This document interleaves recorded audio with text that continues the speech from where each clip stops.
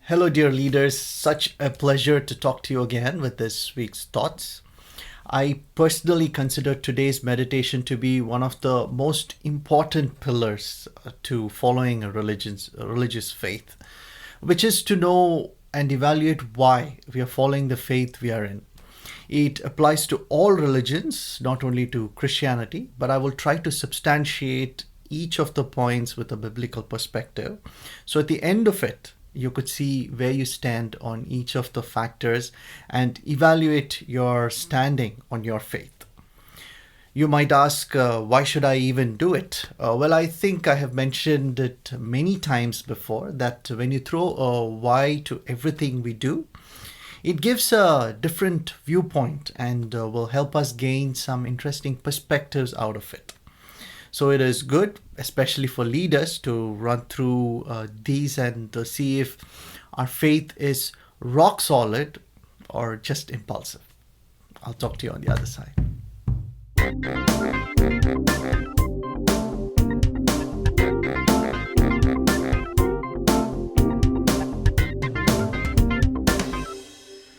Number one, is your faith based on mob mentality?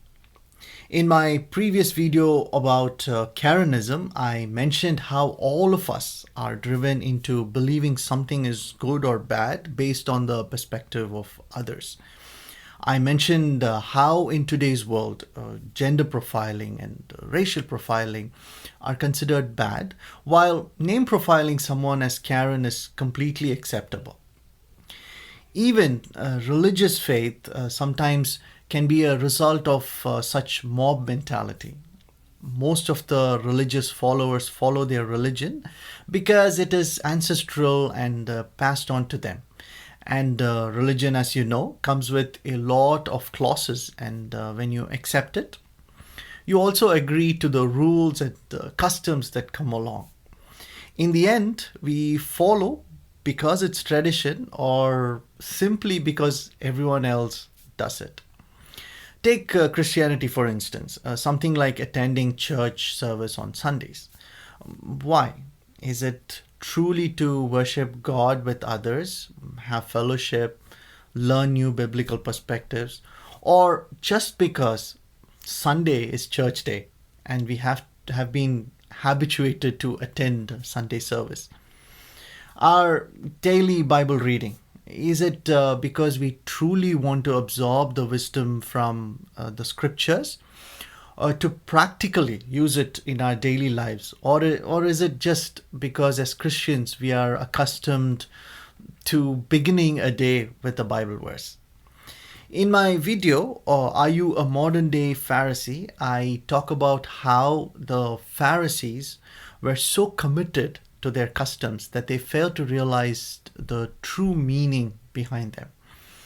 In the end, religion itself becomes a list of customs that you check to convince yourself that you are religious enough. I think it's high time we look at Jesus' description of what God expects us to be. John 4:23 to 24. Yet a time is coming and now has come when the true worshippers will worship the Father in the Spirit and in truth, for they are the kind of worshippers the Father seeks. God is Spirit, and His worshippers must worship in the Spirit and in truth. So the question really is your faith based on mob mentality? Secondly, is your faith based on fear? In my previous video on end time prophecies, I spoke about how humans have a natural fear of uncertainty. What happens after death is something that even science, with its advancements, has not been able to prove, and religion is such a savior because it promises an eternal afterlife experience. So it's quite obvious that sometimes our faith is a result of the fear of uncertainties lurking around, and hope that our religious faith can somehow act as a solace. I was talking to a person who openly told me, why take the risk of not following your faith? What if hell is true and I don't want to spend eternity there? If you see, their entire faith was around avoiding hell. I'm sure this is the case with most religious folks today. What if is where the journey of faith begins. Fear is what drives our walk in faith sometimes. If I don't read the Bible or pray, something bad will happen to me. If I do not take on the ministry of God, I'll be thrown to hell. Such a faith, in the long run, ends up being regimental with very little foresight as to why we are following the religion at all. In the same video, I have summarized by saying, if we have genuine faith in God, we will not be troubled by end time prophecies at all. Which means instead of fearing about bad things that may happen and being religious just because of that, it is better to be honest and straightforward. So we rely on God's love and faithfulness more than the consequences of failing to do so. 1 John 4:18, there is no fear in love, but perfect love drives out fear, because fear has to do with punishment. The one who fears is not made perfect in love. So let me pose this question again for you to think about. Is your faith based on fear? Thirdly and lastly, is your faith transactional? I happened to stumble upon the website of a global Christian ministry that surprisingly has a business plan where businesses can enroll by paying 10% of their profits in exchange for prayers by the minister who runs the ministry. There were testimonials by many who testified that they were running on losses until they enrolled into this plan, and how God increased profits many times over just after they chose to enroll. It got me thinking as to how true this is in today's religious faiths also. Everything we do and follow, is it because we expect something in return?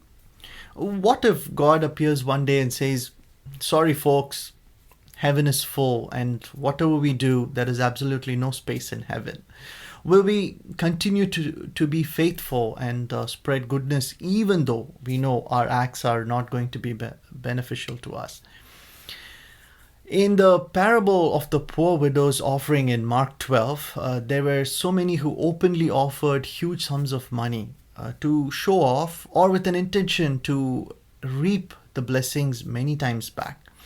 But Jesus' focus was on someone who did not treat it as a mere transaction. Instead, offered out of love and humility, which was considered the fittest offering of them all.